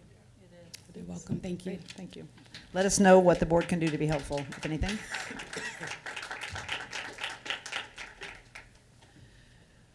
So next, the board will consider whether or not to accept an appeal on a Step 3 complaint. I'd like to ask Vice Chair Moore to manage this item before the board. The board is this is about resolution number 5545. And I just want to remind the board members that we are not allowed to discuss the contents of the appeal at this time. Tonight, we are only voting on whether or not to accept the appeal, so we'll not be discussing the content of the complaint. If the appeal is accepted tonight, the board will then vote on the substance of the appeal within 30 days. Board members receive the background written information on this appeal in their packets. So, before you is resolution number 5545. A majority vote of yes means that the board will accept the complaint and vote on the substance of the appeal within 30 days. A majority no vote means that the board will not consider the appeal, so the superintendent's decision will stand. And if the complainant chooses to pursue any further action, the complainant can appeal directly to the Oregon Department of Education. So, Before you go on, there is a numbering issue. the information we have in our packet says Resolution 5256, and the script said something else. Yeah, it says 5545. Okay, so just board members, we are referring to the packet that you have that No. references the resolution, a different resolution number 5256. No. Okay, so the resolution, I'm looking at this really quickly. Resolution number 5266 is, That's yet another one. okay, that's the original resolution around the boundary changes that are at issue with this complaint. But is it? Ms. Houston, can you tell us what resolution number is the level 3 complaint?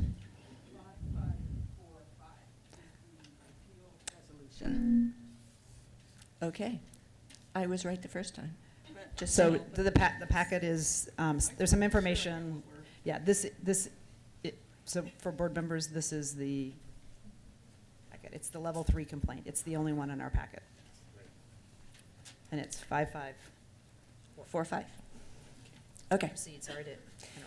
Okay, so do we have any, I guess we have to, do we have a motion? Is there, I see that there's public testimony on this matter. Does that come following our vote or prior to? I think we have First, to move it, first I don't we? need a motion. Yeah. I move we vote to approve Resolution 5545. Is there a second?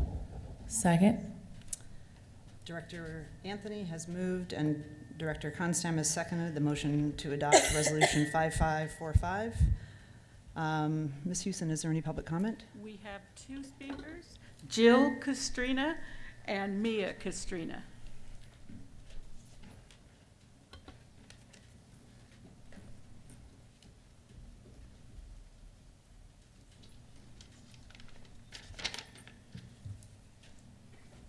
Hi. Thank you for hearing us tonight. This kind of came up at the last minute, so if you'd bear with us. I went back to review some of the footage from your past board meetings where the Lincoln-Wilson boundary change was discussed. And it was obvious to me at the time that you all took really great care when deciding on Bridal Elementary's fate.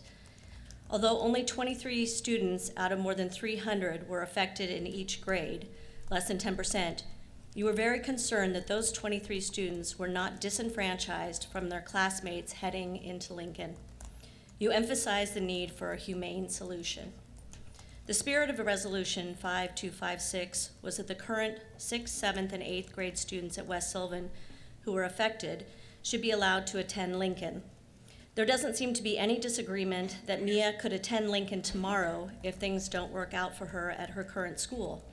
The confusion, as we have understood it, is that there doesn't seem to be specific language regarding the sports and extracurricular activities. It feels like common sense that kids that are grandfathered into the school academically should also be grandfathered with regards to sports. In his written response, Superintendent Guadalupe Guerrero stated, "This matter illuminates the need for board policy and clarification around students who are grandfathered into previous boundaries and wish to participate in sports or other extracurricular activities to which boundary area is a criteria." Mia was caught in this gray area, and she has suffered the consequences by not being allowed to compete in the sport that she loves this year. The frustration for us is that everyone who has heard our story has been wonderful, and they seem to understand our dilemma. Ombudsman Judy Martin, although being a neutral party, gave a firm recommendation on our behalf.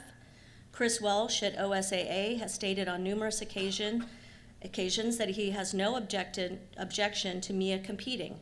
He just needs something in writing from PPS stating that Mia's school of record is Lincoln. And yet we can't seem to achieve what everyone seems to want. Not to mention that there is no opportunity for her to dance at Wilson because there just isn't a dance program. I understand that our case could set a precedence in the future for other boundary changes. But what we don't want to see happen here is that you overlook that this is really just about a 15-year-old girl just trying to participate in her chosen sport with the same teammates and classmates that she has competed with and attended school with in the Bridal Mile community. And despite the language that may be missing, the spirit and intention of that resolution was to protect someone like Mia. So this is her last chance, and she's just looking for all of you to maybe intervene on her behalf. Thank you. I only heard a few hours ago that I'd be able to speak in front of you. Oh, sorry. What? I don't know. I only heard a few hours ago that I'd be able to speak in front of you, so I'm not quite as prepared as I would be. But I've been dancing since 7th grade, ever since I moved back here after living overseas for 2 years. Being on my middle school's dance team allowed me to reconnect with my old friends from elementary school, and I started to feel at home again from it. The choice to attend St. Mary's instead of Lincoln was extremely difficult for me, and also heartbreaking because all of my friends were going to attend Lincoln. The thought of not going to school with people I knew was holding me back from making the decision to go to a school I really wanted to go to, and to get the education I needed. It was only when I thought and heard I could be on Lincoln's dance team that I was able to make the decision that I could get the education I wanted, but to keep the friendships that I had and to stay connected to my community. Lincoln is a part of my community. The people I know at Lincoln I've known since preschool and kindergarten. These are boys and girls that I've grown up with. The girls on Lincoln's dance team I've been dancing with since 7th grade. Dancing is the one sport that I have really enjoyed and wanted to work hard for. I spent these last few months not knowing if I can stay on the team, but that hasn't stopped me from practicing on the sidelines and working as hard as I possibly can, even though I can't perform at upcoming competitions. I've still shown up to competitions and performances to watch and cheer on my team because that is what we are. We are a team, a family, and a community. I'm asking you for the opportunity to let me continue dancing with my team members because this is something that's so important to me, and I'm just asking for your help. Thank you. Thank you. Thank you. Any discussion?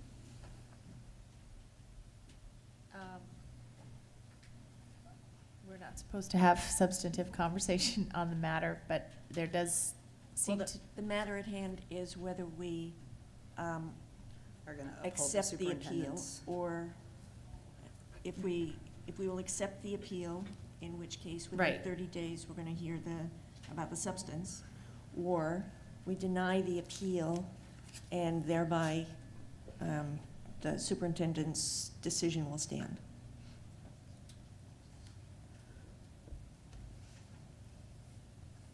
Any discussion? If not, the board will now vote on Resolution 5545. All in favor, please indicate by saying yes. Yes. All opposed, please indicate by saying no. No. Ms. Houston, I'm going to ask for a roll call vote. Okay. Director Rosen? No. Director Bailey? Yes. Director Esparza Brown? No. Director Moore? Yes? Director Anthony? Yes. Director Constan? Yes. And Chair Brim Edwards? No. So are there any abstentions? Superintendent, I'm sorry. You're going to get a promotion. Student Representative Tran? Abstain. Abstention. So the vote is 4-3 in favor with Student Representative Tran abstaining. The motion. I think you just Pardon? It was. restate the vote. It's 4 to the motion passes yes. 4-3. Yes. With with an abstention by the student representative. Correct. The appeal is accepted. Yes. So next before us is Brim Edwards, I just would like to note that I think we should also address the superintendent's recognition that there is a void in our board policy. So we do not, the reason they're in this situation is because there's nothing in our board policy that specifically addresses this. So that's a housekeeping item on us in our review of our board policy. So If we can put that on our agenda for reconsideration as we're in this complaint process, that would be great. Yeah, I would. Is there a committee you want to? Well, I want to consider this as part of our overall work plan, just given everything else we have this year on focusing our, and as a board, prioritizing what policies have the impact on the greatest number of students. So yes, we can put it on the list, but we'll prioritize it. I don't think we can say that we're going to do anything about it in the next 30 days, and I want the rest of the board to weigh in on how it's prioritized. So next before us is a revised resolution regarding a policy waiver and approval of third-party fundraising sales through February 1st, 2018, directing staff to create a process for obtaining school board approval as per policy 3.30.020P7, limitation on use of facilities and grounds. And I'm just going to, looks like we have a team to speak about it, but I want to note that the resolution before us is slightly revised from the one that was originally sent out and posted.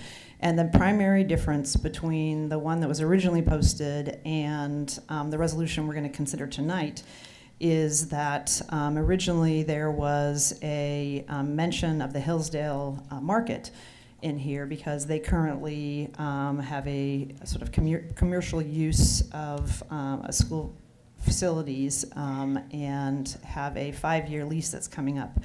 But primarily what we're doing here is providing a waiver, since apparently we don't have the processes in place. We're providing a waiver for two projects. And then the staff is going to come back to us with we have a policy, but there's no process or anything in administrative directives in order for people to be compliant with the policy.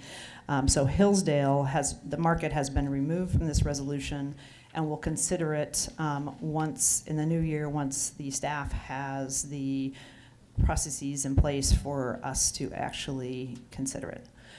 So with that, Superintendent Guerrero, take it from there. We have Ms. Sarah King, our Director of Facilities, who's going to highlight the report that was prepared for your information in a supporting role. Our COO, Jerry Vincent, is here this evening as well. Great, good evening. I don't have a whole lot to add. Our chair did a very good job of summarizing what's before you. Just briefly, the Facilities and Asset Management Department has recently become aware that there is a policy that limits use of facilities and grounds that actually states that the sale of merchandise on PPS property by third-party vendors is not allowed without the consent of the board.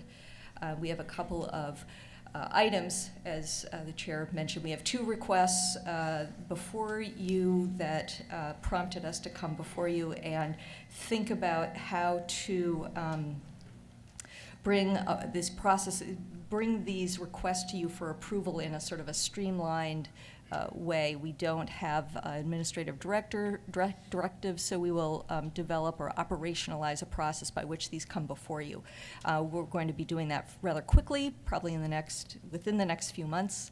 Should be something we're able to do. And then in the meantime, though, we do have one third-party request, and that is for a mattress sale benefiting the Grant Band program that's scheduled for this weekend. It's been scheduled for quite some time. So we're asking for a waiver for that sale. While we have some other groups that are interested, no other groups have actually tried to schedule something, so this is the only one that we know of. And then, as Chair Brim Edwards stated, we also know we have a farmer's market, and it's not the lease terms that come before you, but just the use of that site by a third-party vendor, the Hillsdale Farmer's Market that's been there for quite some time. So I think, without further ado, I will just stop there and field any questions.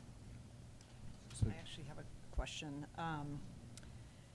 So I'm not sure the Hillsdale Farmers Market really, just how I'm reading the policy, it appears would be more of a Civic CUB use or of- civic use of buildings versus, because I don't think the vegetables being sold or the products being sold there are going to the benefit of PBS students, which I think No, is that's very true. different That's from a the good point. mattress sale. Yeah, that's a good point. And I think we were being overly conservative, but that's a good reading, and we could, if that makes sense, and it seems to me, that would take the farmer's market probably off consideration. And what we'll do is our normal channels for negotiating that then. And then we would develop a process for these third-party vendors that benefit schools. And it is primarily, honestly, mattress sales seem to be the only ones that come to my mind. So in just a further follow-up, so say that the Hillsdale market did fall under the CUB, is our policy for something like that a full cost, when it doesn't have a benefit to PPS students or our mission, do we have a full cost recovery? Because the $6,000 didn't look like it was full cost recovery. Right. It's a good question. We don't have a full recovery policy for leases. Honestly, I think that's a very good thing for us to consider. We do lease out several of our buildings, as you know. The rate is somewhat of a continuation of what was negotiated 5 years ago, so we've been continuing on that trajectory. But I think consideration of, so to answer your question, I'm not sure if it's cost recovery or not. So I guess I would, the difference between this and I think the mattress sale is ultimately there's a benefit to our students. I would hope that commercial activity that's happening on PPS grounds, that we apply a full cost recovery, so we're not subsidizing a commercial endeavor, which seems different than this policy. Yeah, that's a good point. Director Moore? So I've been a parent for a while, but it seems to me around this time I would get deluged with requests for, wreath sales and, beef jerky and, poinsettias and all the rest of it. Are those covered under this? I have to be honest with you, my focus, pretty much our focus has been on civic use of buildings and use of facilities for third-party sales. I don't know the depth of sales that occur in schools, and so I'm afraid I can't answer that question. Because there are a lot of them. I think the difference would be, this is the use of facility and grounds, and usually when you're buying your wreath or your pepperoni or whatever that is, it's student-based and it's not like using, my guess is the mattress sales, you're using the gyms for some period of time. Yeah, and the students themselves are not selling. I think with wreath sales or candy sales, it's the students that are doing the selling themselves, whereas the mattress sales, it's a third-party vendor that's coming in, that's doing the selling. The schools buy the candy and then sell the candy, as opposed to you don't buy the mattresses and sell them. Okay. That'd be a whole different type of fundraiser. Yeah. I think it might be good to get a little legislative history on this policy. Like what was the problem we were trying to correct here or deal with? What would be covered by this policy and what wouldn't? Because frankly, I don't want us having to, I don't want to approve every wreath sale. Yeah, and perhaps one of the things that we can do in this when we operationalize this is try to be a little more clear on when it applies. That may be the most straightforward way to deal with it. Yeah, there may be a minimum threshold that for things that come before the board. So I just want to clarify, current policy is that gotta watch my adjectives here, every mattress sale or third-party sale would have to come before us on an individual basis. That's current policy? Yes, that's the way the policy reads right now, and so we're... let's see if we can... So just to offer some... Tonight's agenda, we have 27 sales.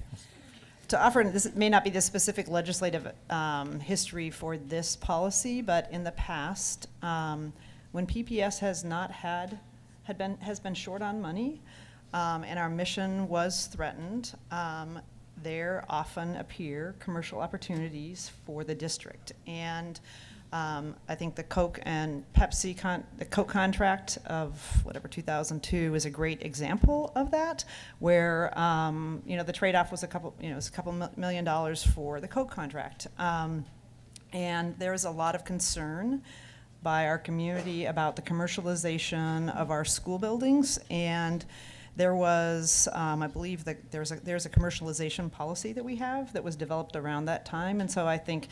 I don't know if it's specific to this, but really a guarding of our public facilities to keep focused on our mission and avoid over-commercialization of our facilities. Well, welcome to the football game at the Sealy Mattress Field at So just a recap for everybody, essentially we're waiving the policy, and we'll have the district staff come back in early January with a set of recommendations. So the board will now consider Resolution 5546. Do I have a motion? So moved. Second? Second. Director Bailey moves and Director Moore seconds the motion to adopt Resolution 5546. Ms. Houston, is there any public comment? There's not. Is there any board discussion on this resolution? If there's no discussion, the board will now vote on Resolution 5546. All in favor, please indicate by saying yes. Yes. Yes. All opposed, please indicate by saying no. Are there any abstentions? Student Representative Tran. Yes. The motion, Resolution 5546 is approved by a vote of 7-0 with Student Representative Tran voting yes. I believe our only committee report this evening is from Director Bailey on the Enrollment and Forecasting Committee. You had a meeting yesterday. Yes. Thank you, by the way. Yeah. Thanks. We had two main agenda items last night. I'll talk about the second one first, and that was looking at our different transfer policies.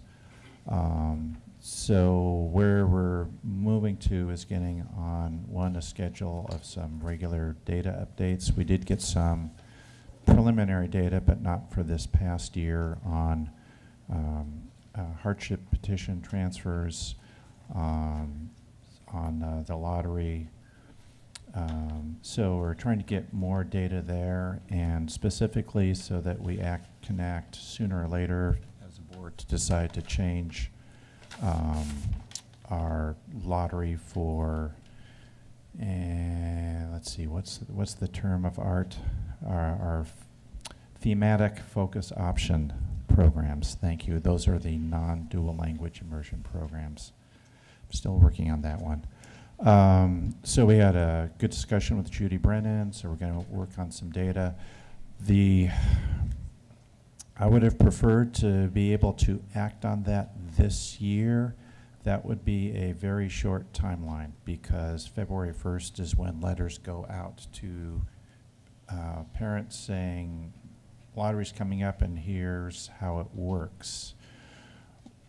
To put together a proposal and to have public hearings, and then to allow staff the time to change what we have in place would be pretty tight by February 1st. And my bias is always to do a good policy and to do it better rather than trying to rush something through. I think the concept that we started talking about was, and actually Sackett forwarded that to Superintendent Smith several years ago. She did not forward it to the board for consideration. I can't remember exactly what we proposed. It may have been something like how we do with Benson, so that the first, there'd be one from every school that had an applicant would be accepted first. So right now with a lottery, it's no matter what neighborhood school catchment area you live in, you have an equal chance. I looked at data particularly for Vestal and creative science, and because of the way the odds turned out, this was 2 or 3 years ago, instead of a third, which is the average of applicants being accepted, they had just over half. And it seems like if Do you mean a half coming from the Vestal? half of the Vestal applicants were accepted, which is, not what the odds are, but it happened, and it was basically a whole class. So this does have an impact. So we're moving along to get that taken care of. I wish we could do it this year. I don't know that that's possible. Well, And that, if you guys want to give me some direction to say, bring us something on January 5th to start that process, but there you go. Well, with your reference to Sackett, are you suggesting that there may be time and an appetite for an administrative redress of this if it doesn't specifically call for board approval? I should know this, but yeah, let me get back to you on that. But I'm pretty sure.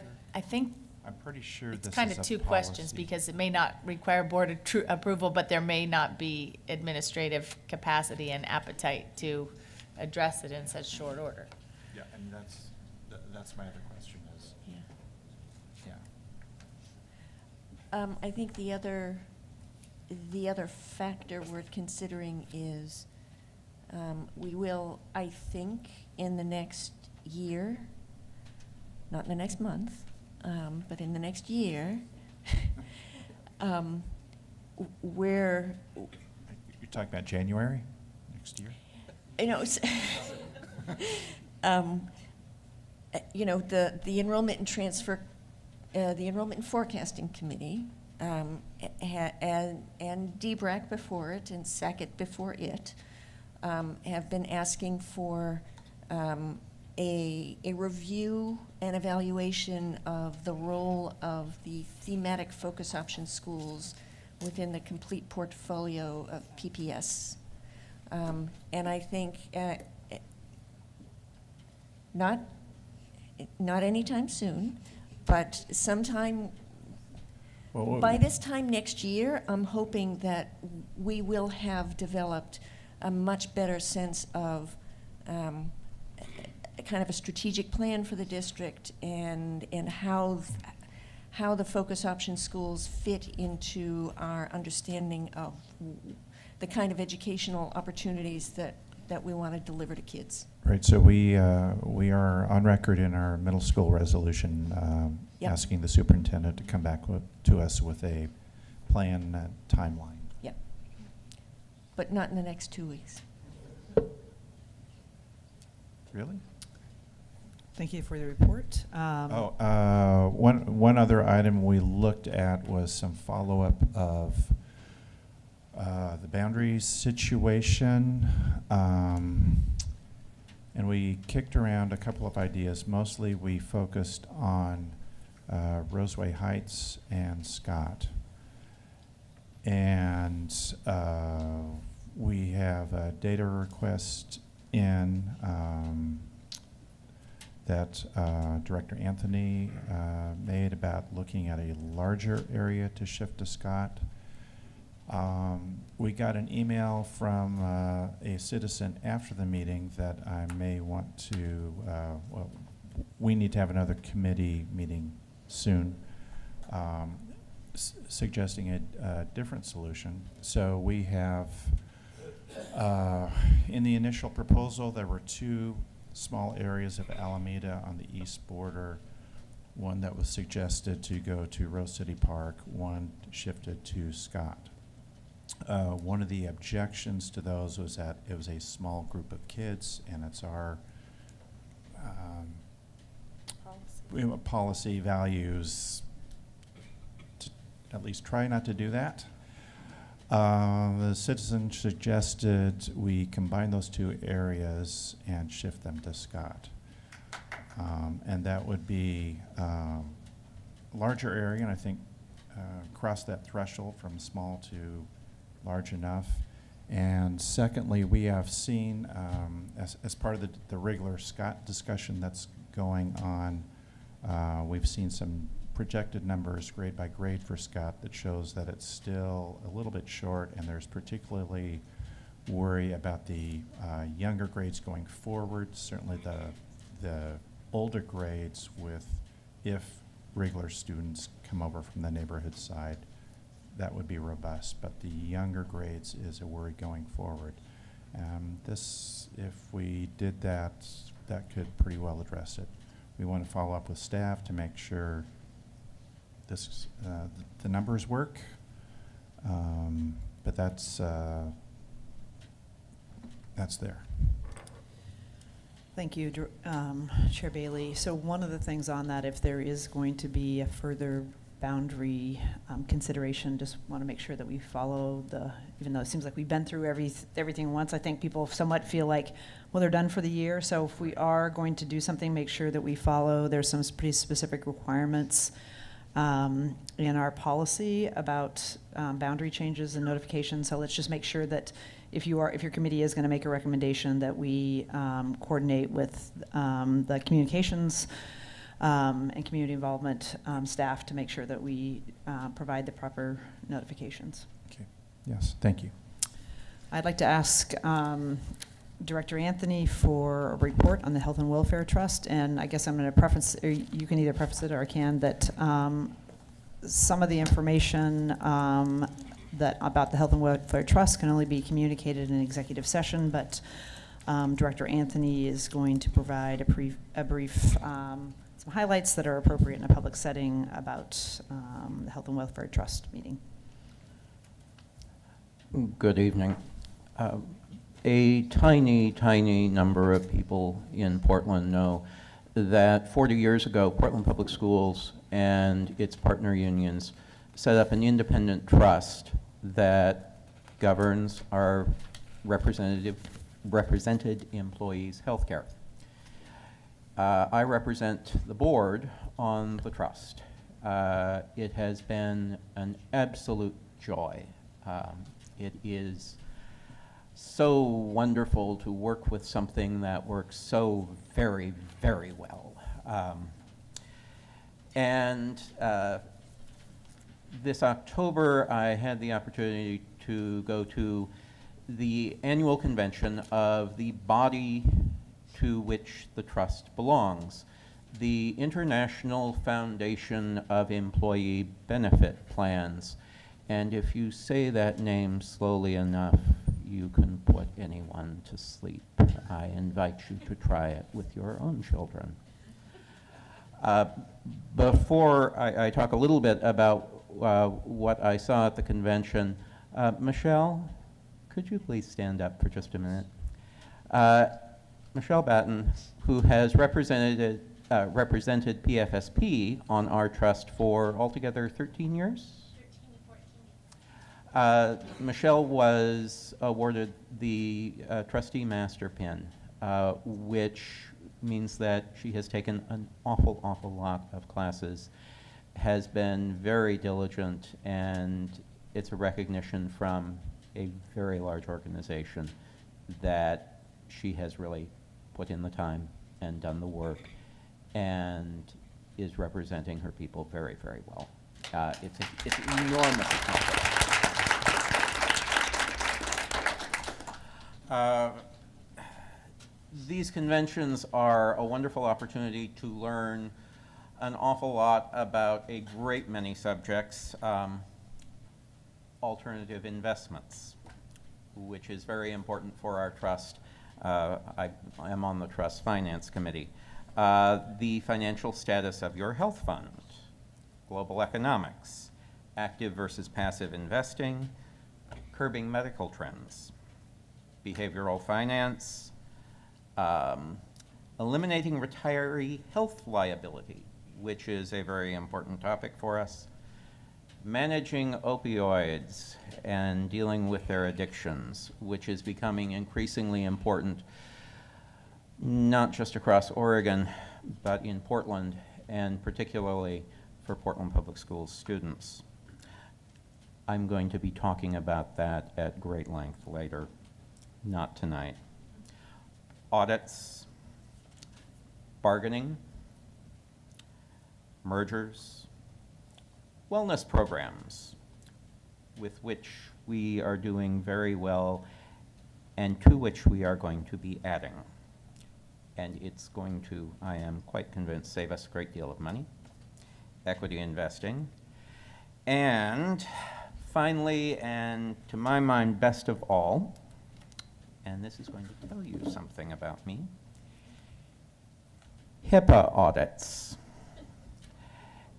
And I think this is very, very important and very encouraging for Portland Public Schools, because right now, as we've mentioned, perhaps 6 weeks back, the legislature has opened up the possibility for school districts to begin to assertively bill Medicaid for appropriate services we provide to students.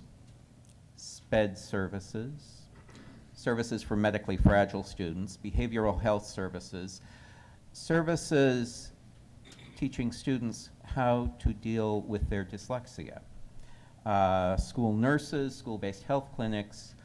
I am convinced that there is potentially a very significant amount of money that we could have as an ongoing revenue stream to help offset the costs of some of these services to our most needy children.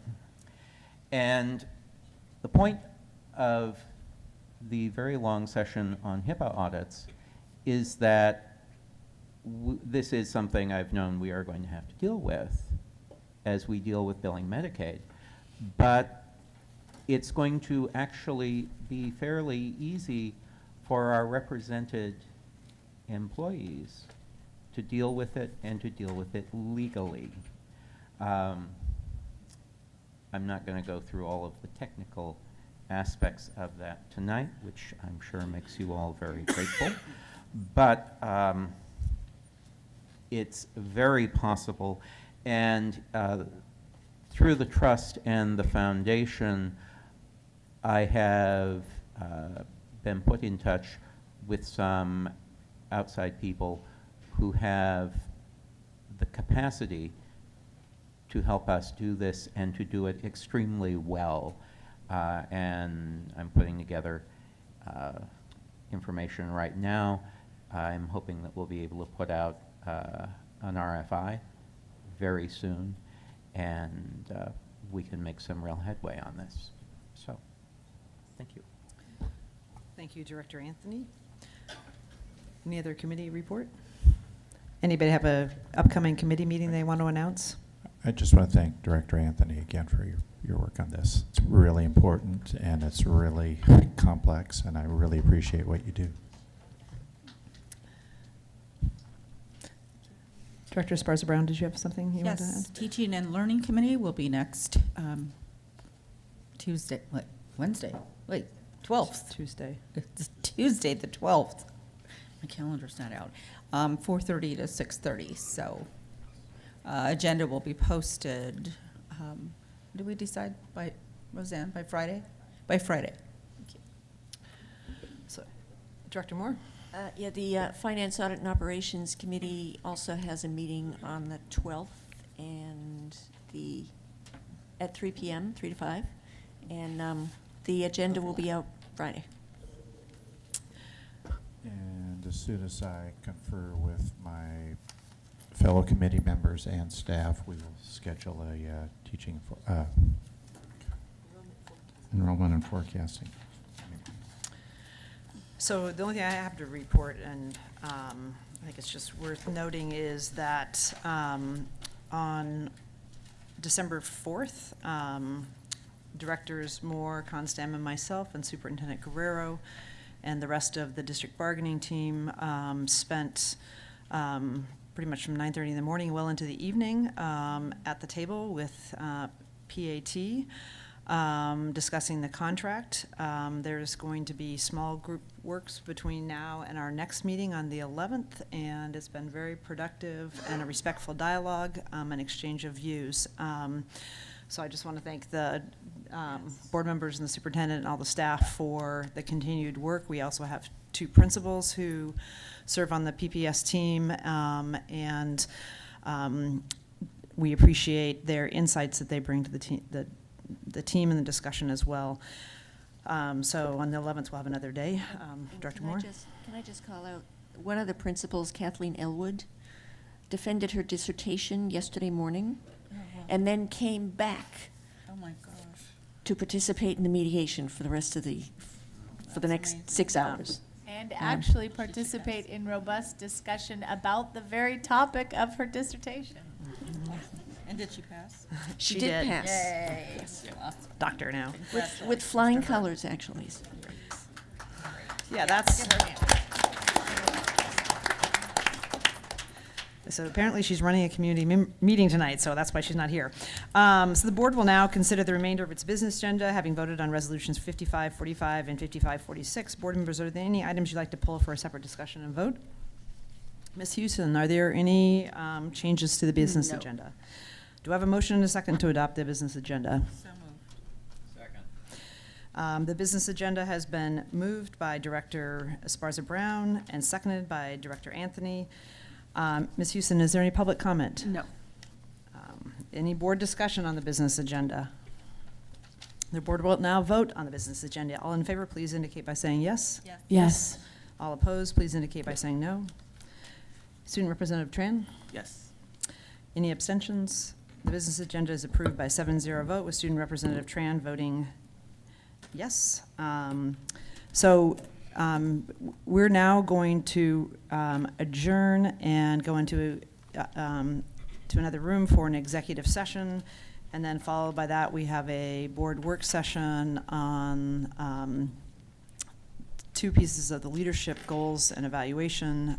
It's a continuation of work from a lengthy work session we had on November 17th. So with that, the meeting is adjourned.